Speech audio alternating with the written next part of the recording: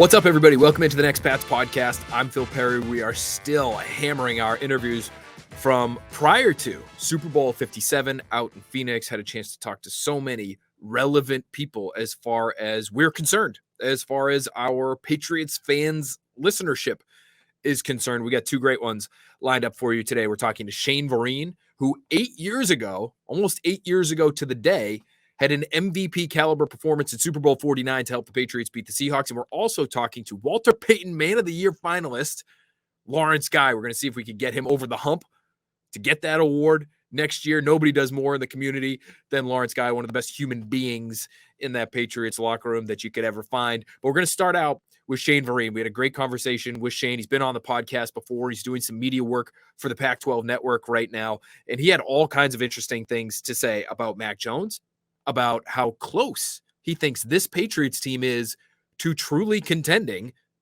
And is it closer than you might think?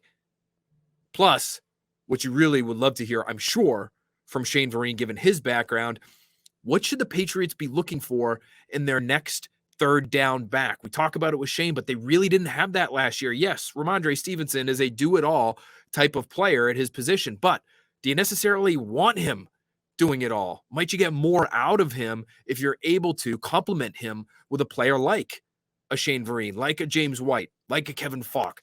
So we get into all of that.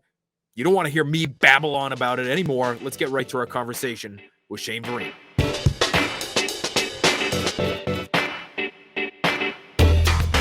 Very excited to have with us now on the Next Pats podcast, friend of the podcast, former Patriots running back, Shane Vereen. How you doing, Shane? I'm doing good, man. Just enjoying Arizona. It's pretty nostalgic being back here 8 years later from Super Bowl 49. An MVP caliber performance. Thank you. We know you didn't get the award in that Patriots Super Bowl win over the Seahawks, but now that you're one of us, Shane, you're working for the Pac-12 network, you're working for Sirius XM, doing a lot of work there. How often do you reflect on that game and say, damn, that was pretty special? Quite a bit. Just because it was just that special of a moment. And I'm still close with a lot of those guys that were a part of that team and still have great memories from my time in New England. So especially this week, especially Super Bowl week, and now being back in Arizona, it's been on my mind quite a lot. Did you ever think, I'm thinking back to that team now, Shane Vereen, Sebastian Vollmer, who's been bouncing around here, does all sorts of German media. Yeah. Rob Gronkowski, Fox Sports. Tom Brady, Fox Sports in 2024. Yeah. Julian Edelman has his own podcast. Did you ever think the Patriots, the stodgy, cold, generally don't want to say a damn thing to the media type of team would turn into like the entire starting offense is now in the media? What's going on with that? Well, we did have some personalities. Whether we let it show or not, that's up for debate. But there are definitely some personalities within that locker room and guys that were talented. And I'm happy to see them, still staying close to the game and still continuing their success in other forms. Were you surprised that Tom called it a career this offseason? No, not really. You just gotta. Selfishly, I want him to play forever, right? Because you just want to watch greatness when it's there. Because we're probably not going to see a guy that goes to 10 Super Bowls and wins 7 of them. Patrick Mahomes maybe, but what we're saying maybe, right? So something that's special. Now it's just time to celebrate him, celebrate his career, and I'm just happy that I was able to be a part of it for 4 years. When you look at the Patriots now, it's a different era than the one you played in when you were in New England. No postseason 2 of the last 3 years. Fans I think they understand how great it was for a time, but obviously they'd like to get back to the postseason, ownership as well. When you look at where they are in terms of their trajectory, do you think they are close to getting back there, or you think it could be a while? I go back and forth with that. Playoffs, I definitely think that they're close to getting back to the playoffs. I do. I think they're in a very tough division, though. And, when I was there, the division wasn't as tough, and we had confidence, each and every year that we should win the division. Now that's not really the thought. Now you have to fight and claw in that division. I do think they're close. I think they're closer than a lot of people expect them or think that they are, especially if we're just talking about a playoff appearance. I do think they're close. I'm going to be interested to see how Billy O changes things on the offensive side of the ball. I think the defense is gonna be steady where they've always been since Bill's gotten there. You played for one season under Bill O'Brien. It was your rookie season, 2011. You guys get to a Super Bowl that year. Yeah. What was it like playing for him? How would you describe his coaching style, and how will it mesh, you think, with today's athlete? It's a similar generation, Shane, but these guys are young now, coming to the league 21, 22 years old. I think what's going to help Billy O, because he can come off as brash, but it's because he cares. What helps Billy O is that he spent some time in college. He was just at Alabama for a few years, so he kind of understands, you would think, the younger generation that's coming up. So I think that's going to help him. One thing I do appreciate about Billy O, and always have, is that he's extremely honest. Whether you want to hear it or not, that's the honesty, and that's where you stand. And I appreciated walking into the building every day or going into every meeting with him, knowing where I stood and what I needed to get better at. He's going to tell you, and whether you can take it or not, that's up to you. Will he have, and given his experience, I think we're all assuming he will, but will he have the answers that the offense will need when they come up with questions? That was something that came up all year this year, really, with the coaching setup the way it was. Yeah. Whether it was Mac Jones or anybody else, asking a question in a meeting and maybe not getting the answer that was required to be at least confident in what you were going to be doing on a Sunday. Correct. Will they get that from Bill O'Brien? Absolutely. Up, down, and every which way, they're going to have the answers. They're going to be able to play confident. They're going to be able to, because he's not the type to call a play that doesn't work in practice. He's going to call what we're comfortable with. He's going to call with what he thinks the guys are most confident in. And that was one thing that, even with Josh McDaniels, is we came into every game plan, and during the week we got comfortable with it, but then on Sundays we knew what the game plan was going to be. We knew that we weren't going to skew too far off of it unless things just went crazy, but we were always confident in our plan of attack, and everybody was comfortable knowing what that was. Was it ever intimidating, understanding you're a pro by 2011, but it was your first year? Yeah. Ever intimidating the way he would interact because Absolutely. He could be brash? Like, what's your primary memory? Like, is there a story that stands out to you in terms of like, oh bleep, we got angry Billy today? No, but not a story really, but he was the same person each and every day. And me being a rookie, I didn't know any better, so I just figured that that's how every offensive coordinator was. I figured that's how every franchise operates, and so I just kind of fell in line. And honestly, it was very similar to the way I was coached in college, and so it wasn't really that much of a difference for me. I've always been coached hard. I liked being coached hard, like I said, because it's honest, and I want to get the best out of myself. And when a coach, you never get mad when a coach is getting on you. You get mad when they don't say anything to you, or you should get worried when they don't say anything to you. If they're coaching you, that means they like you and they want the best for you. That's an interesting way of putting it. Yeah. You want that feedback, yes, even if it's at times negative. Yeah. You mentioned you might feel more positively about the Patriots as they stand right now and where they're going than some other people. Where do you stand on Mac Jones? Understanding offense the way you do and understanding how generally speaking they're trying to execute. Can he be the guy to lead them to a postseason run, making some noise in January? Yeah, I think he can. I think last year was a very tough scheme. It was a very tough year to kind of really analyze him as a player. I don't know if he was always in the best position. Were they in the best play? He never really looked confident or comfortable, I want to say. So it's a very tough year to look back and evaluate his growth or his progress as a quarterback. But what we saw his rookie year, I think we'll see that plus some this year coming up. Get any Cal Bears, any Pac-12 guys that stand out to you? When you're following that conference as you do. Yeah. Anybody that stands out and you say to yourself, that's a guy that Belichick would love. Yeah. Yeah. We know what he values. He is as forward-thinking as he has been over the course of his career. He is still, quote-unquote, old-fashioned, I think, in some of the things he values when it comes to toughness and size and things like that. Anybody that comes to mind as a potential Patriot? Yeah, one thing he does value also is intelligence. You got to be smart to play in his schemes, both offensively and defensively. They have to be able to trust that you know what your job is on any given play or any given situation more than anything, not necessarily the play, but the situation of the ball game. There's a running back now at Cal. He was a true freshman last year. His name is Jaden Ott, and he's extremely talented. And he will be playing on Sundays at some point. He still has 2 more years left to go in college, but I think he's a very good running back. Is there any Shane Vereen in his game? he's got some top end speed. I don't know how if he's as fast as I was, if I'm gonna pat myself on the back, but the way he runs and the way he moves is so fluid and smooth. And we're gonna see Cal now has a new offensive coordinator. They're gonna turn to a more pro style offense, I believe.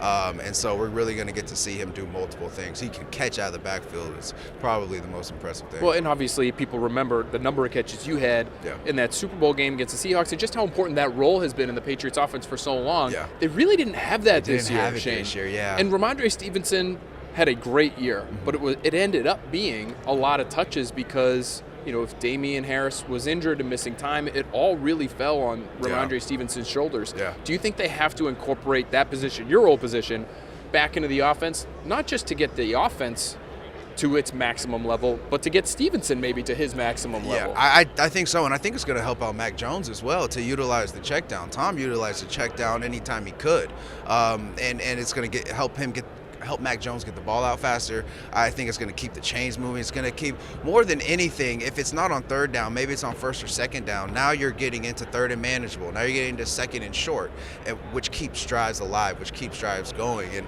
it's not always, the third down back that catches the ball and gets the first down. Sometimes it's the check down that picks up 5 or 6 yards on first down that then sets up a longer drive. What's the most important aspect of that position in New England? Because, whether it was you or James White or Kevin Falk, you guys all had different skill sets. Yeah. You know what I mean? Like you were faster than James. Yeah. I'm sure he would even acknowledge that. Kevin Falk was kind of like a do everything kind of guy, the way they used him. Yeah. What's the most important trait that we should be looking at if we're looking at guys in the draft and saying, okay, that guy could work on third down in New England? I think you're going to wow, this is tough, because I think the most important trait we're not going to see on Sundays. It's going to be found out during the week of practice, during camp. It's going to be consistency. Are you consistently in the spot that we need you to be when we need you to be there? Are you on the same page, not just with the quarterback, but are you on the same page with the offensive lineman in blitz protection and pass pro? Are you in conjunction with the receivers and the conceptual routes and the spacing? So much of that part isn't really highlighted on Sundays, but it's probably the most important part of being, a third down back or just a running back in that type of offense. Did you feel like you had that in college, or was that something that even you did, or did you have to develop it even, to the point where you ended up? It's funny you ask. Yeah, it's funny you ask, because in high school, actually, we ran a spread offense, so I caught the ball a lot in high school. Okay. I'd say that's probably where my pass catching started. And then in college, Jeff Tedford was our head coach, and he's an offensive-minded guy, runs a pro-style offense. So honestly, we ran the same offense with the Patriots that we ran, that I ran in college. Different names, different terminology, but conceptually, it was the same offense, and I was asked to do pretty much the same thing. So I was able to kind of, from high school to college and then to the Patriots, kind of play a similar role, and it fit my skill sets. I love it. Great insight from Shane Vereen. Shane, thanks so much for being with us here on Expats, man. This was awesome. Thanks, man. I appreciate it.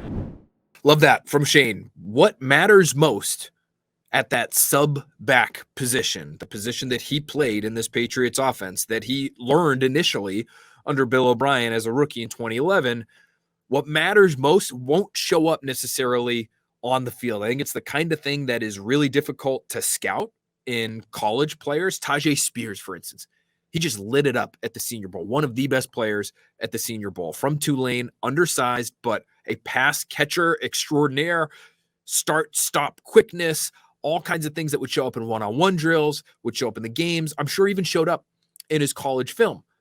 But do you understand, and can you understand, just by watching him on the field, as opposed to, say, being able to interview him, as opposed to seeing him one practice after the next, and giving him information? Now, this might have been the kind of thing that coaches would be able to seek out and discover about someone like Spears, and we're just using him as an example.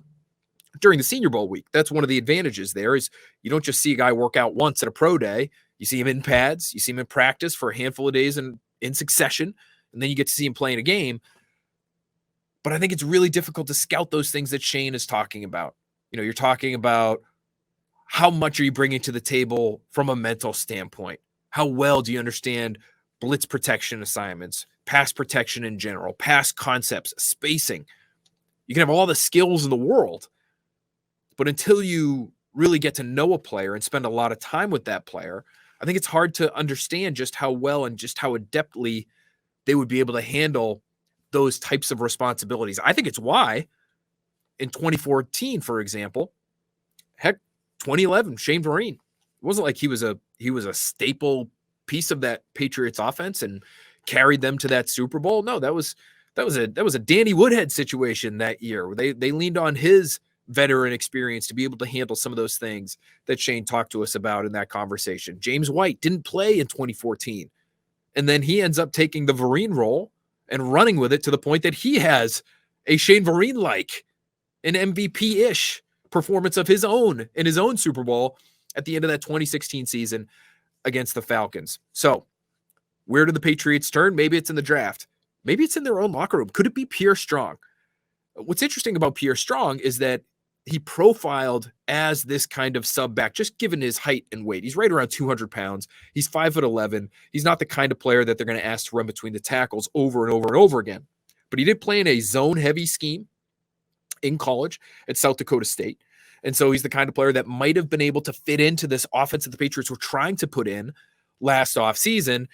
They didn't need him in that role necessarily. And again, rookie running back, redshirt year, that kind of thing, unless you're Sony Michel and you're a first-round pick, that makes a lot of sense. So maybe they have more planned for Pierre Strong after a quote-unquote redshirt year as a rookie in 2022. He really was. He only had 2 games where he was a significant part of the offensive plan. It was weeks 14 and 15. Again, Patriots dealing with some injuries. He gets 19 snaps offensively at Arizona. He gets 17 snaps offensively at Las Vegas. He's really not used all that much. He ends up with 10 carries on the season for 100 yards. You'll remember he had a nice 44-yard run against the Cardinals. And then as a receiver, he ends up with 7 targets, 7 catches for 42 yards. So maybe, just maybe, he is that next guy, right? Maybe the plan is already in motion. And maybe they found out last year that he could handle a lot when it comes to blitz pickup and pass protection, and he will have no problem adjusting to a more in-depth role as a second-year player. They did trust him a lot on special teams, and it may have burned them a bit in the season finale where he was on the scene for one of those returns for a touchdown that did them in against the Buffalo Bills. But if they like Pierre Strong, maybe it's Pierre Strong. Otherwise, we will continue to look at potential third down back options for this Patriots offense in the draft, in free agency, moving forward. And we will try to both keep in mind what Shane Vereen told us about the mental side of that position and chat up as many people as we can in the scouting community, in the coaching community, whether it's college or pro, people that are getting to know some of these prospects, Spears or otherwise, to be able to tell us, oh yeah, he can handle that. He can handle what Bill O'Brien would ask him to do as a rookie. Or if you give him a year in the system, by year 2, he could be the next James White. He could be the next Shane Vereen. So it'll be interesting to track just how the Patriots approach that position and who might fit, because it has been so important to what they've done over the years. And if they don't have one, I think, in my opinion, you're asking too much. He's one of your best players, but you're asking too much of Ramondre Stevenson. All right, let's get right to our conversation now with Lawrence Guy. Again, Man of the Year nominee, Walter Payton Man of the Year nominee for the Patriots. We're getting into his feelings for Jerod Mayo and why it's important for the Patriots to be able to keep that guy around and why Mayo's background as a former player matters. This is, I think, a really interesting conversation. No matter where you are in the league right now, it feels like more and more coaching staffs are trying to add these former players to be able to relate to the guys that are in the locker room, that are on the field on game day. The way Lawrence Guy describes, there is real value in that. He's also great, Lawrence is, on whether or not defense can carry you to a Super Bowl title. The way that it did in 2018 when the Patriots beat the Rams, even though the defensive guys who like to make that argument, they do forget that in the AFC Championship game, Tom Brady had to convert, I believe it was 2 3rd and 10s and 1 3rd and 9 on the final game-winning drive in overtime in order to advance to the Super Bowl. But be that as it may, we've got a defensive guy on. He's going to tell us how important defense is, and I'm going to argue with him a little bit. I think you're really going to like this conversation. Of course, you're going to love Lawrence Guy. Here he is right now.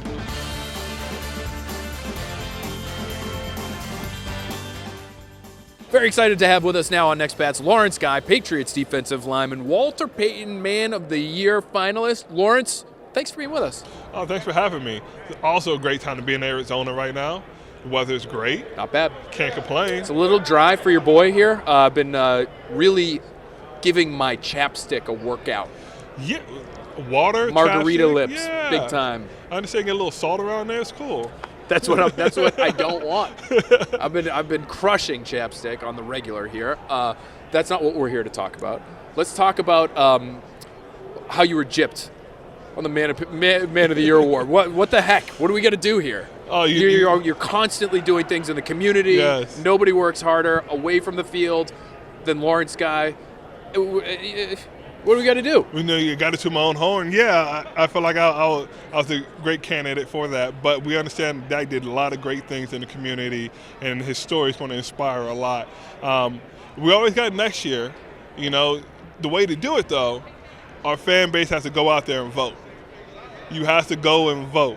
If you don't vote, you can't get the thing. We have to tweet it. We have to retweet, and that's how you truly get them. You have to be coming in that media. The social media thing is a big play in this award right now. Listen, the Patriots, one of the most popular social media teams in the NFL when it comes to Twitter or Instagram, the number of followers, international following. Yes.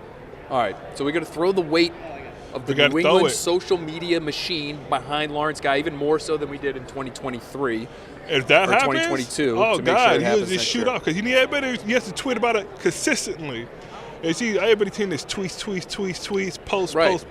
It has to be one of those things for everybody. Okay. For everything that we do, for every player that does all amazing things on the field and off the field, consistently post it. Everybody got to show love to it. You hear that, fans? And that's how we win. You hear that?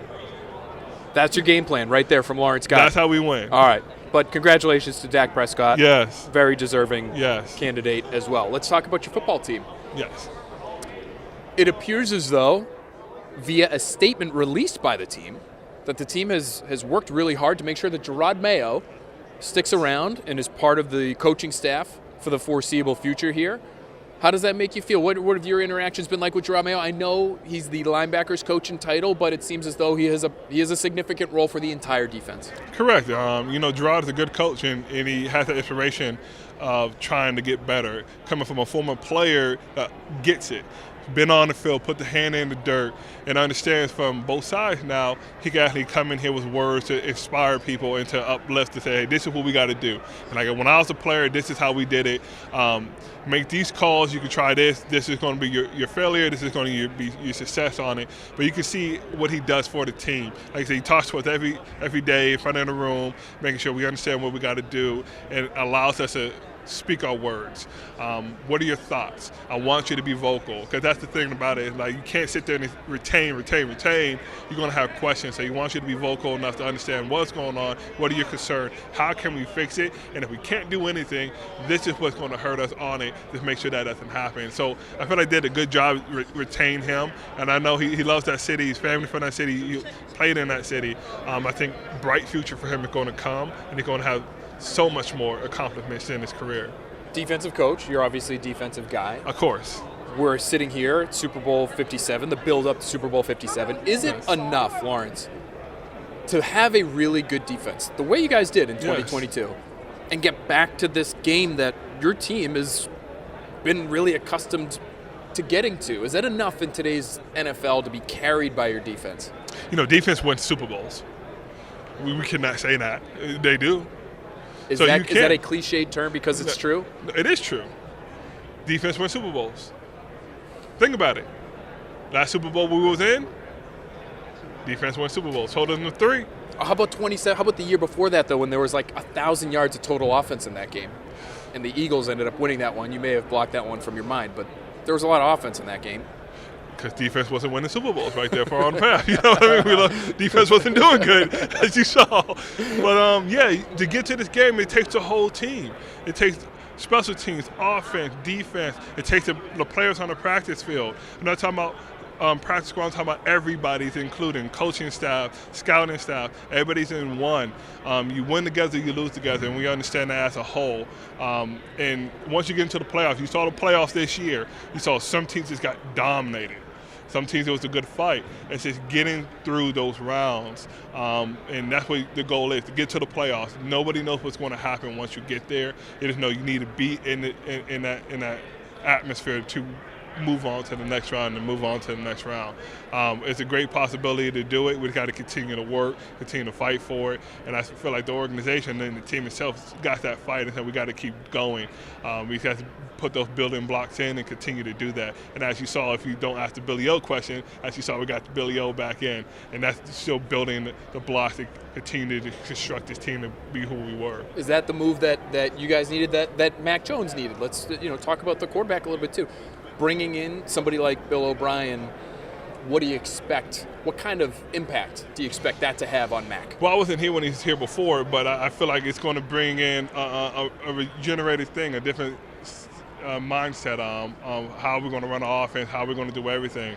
As you said, we had ups and downs. We had good games, we had bad games, we had solid games. We all just had completely bad games. But it's to the point where every piece matters, right? And I feel like they're piecing together what they need to piece together.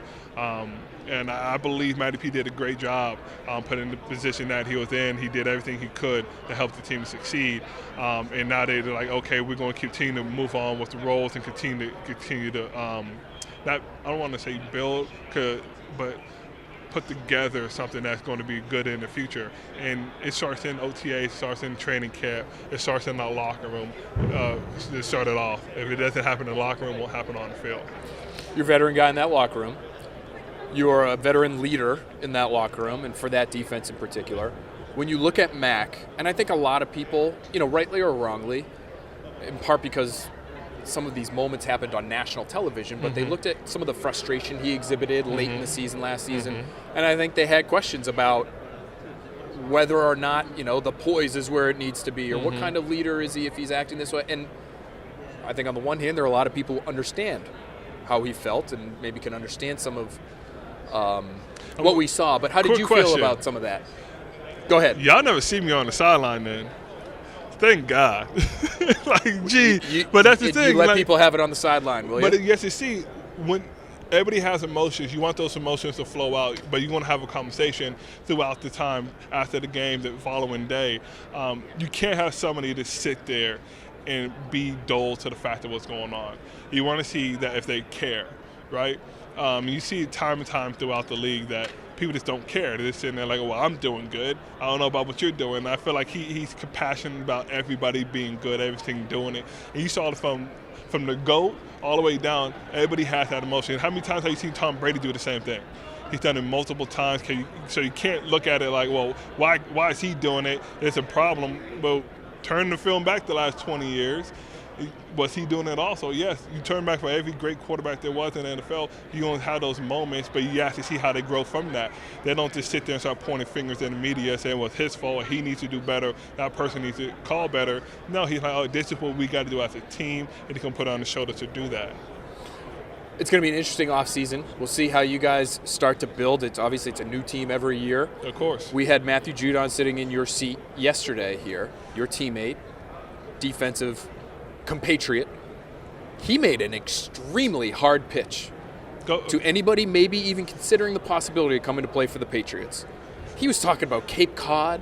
He was talking about the seaport. He was talking about your car's not going to get broken into in Massachusetts. I mean, this guy it was quite the sales pitch. Will you be recruiting any free agents to be this offseason to try to get them to come to Foxborough and play with you next year? Well, he's doing a great job at it, right? Is he? I should ask you. And he's doing it for free. Well, you want to put me in the front office, I'll take a desk real quick, and I'll do it. But you have to pay me to start recruiting people. But he is right. Your car doesn't get broken into. I guess not. You do got Cape Cod. There's a beach. You got lobster for days, right? Amazing food. We got Patriot Place, movie theater, about to put an iFly in right there for the kids, bowling alley, you name it. Somebody stole my crumble cookie idea in that thing, but it's cool. Okay. We got everything there for people to come, and the stadium's being redone.